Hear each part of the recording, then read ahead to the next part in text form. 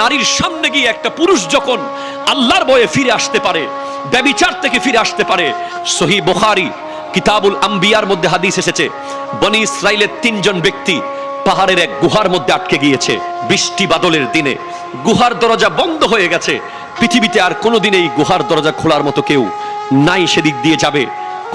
কোনো ধরনের ক্যারেন নাই, কোনো মেশিন নাই। ওরা নিশ্চিত তারা সেখানে মারা যাবেই, সেখানে তাদের মৃত্যু হবেই।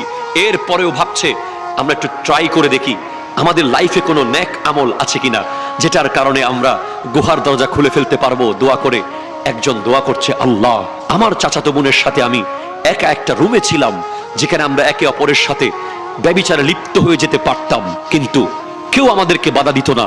শুধু তুমি আল্লাহর ভয়ে আমি আমার বোনের দিকে যাই নাই। সে আমাকে বলেছিল, ইয়া আব্দুল্লাহ ইত্তাকিল্লাহ, হে আল্লাহর বান্দা, আল্লাহকে ভয় কর। আমি সেখান থেকে ফেরত এসেছি তার কাছ থেকে। সেদিন একমাত্র তোমার ভয়ে ফেরত এসেছি। সে অন্ধকার রুমে কেউ ছিল না। আমি ভেবেছি কেউ না থাকুক, তুমি আল্লাহ তো বলেছো নাহনু আকরাবু ইলাইহি মিন হাবলিল ওয়ারিদ। তুমি একজন মুসলমানের, একজন মুমিনের, একজন মানুষের শাহী রগের আরো কাছে আছো। সেই ভয়ে আমি ফেরত এসেছি। আল্লাহ, সেদিনের ফেরত আসা যদি পছন্দ হয়, গুহার দরজা খুলে দাও। বলার সাথে সাথে পাথর সরে গেছে।